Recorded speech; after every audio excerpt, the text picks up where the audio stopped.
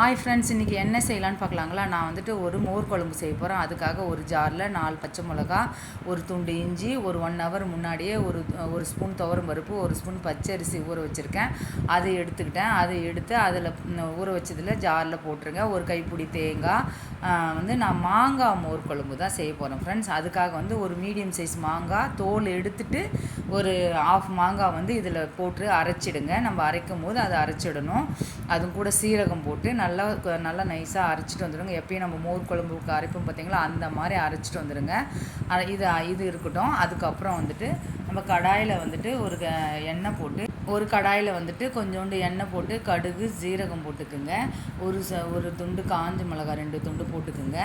அதுக்கப்புறம் பெருங்காயம் போட்டு நல்லா பொரிஞ்சு வந்ததுக்கப்புறம் இது நல்லா பொரியிட்டு ஒரு கொத்து கருவேப்பிலை போட்டுங்க. சின்ன வெங்காயம் மெயின், இதுக்கு சின்ன வெங்காயம் சூப்பராக இருக்கும். நீங்கள் முழுசாக போடுறதா இருந்தாலும் போடலாம், கட் பண்ணி போடுறதா இருந்தாலும் போட்டுங்க. அப்புறம் அந்த பாதி மாங்காய் இருந்தது பார்த்தீங்களா, அந்த மாங்காவும் தோலோடையே குட்டி குட்டியாக கட் பண்ணி இதில் போட்டுருங்க. கொஞ்சோண்டு மிளகாத்தூள், தனி மிளகாத்தூள், மஞ்சத்தூள், இது எல்லாத்தையும் போட்டு நல்லா வதக்கிடுங்க.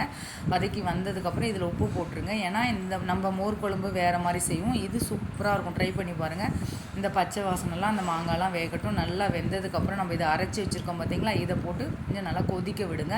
ஒரு மீடியம் ஃப்ளேமில் வச்சு நல்லா இதை கொதிக்க விடுங்க. தயிர் இப்போ சேர்க்கக்கூடாது. அதே மாதிரி தயிர் புளிப்பு இல்லாமல் தயிர் எடுத்துக்குங்க.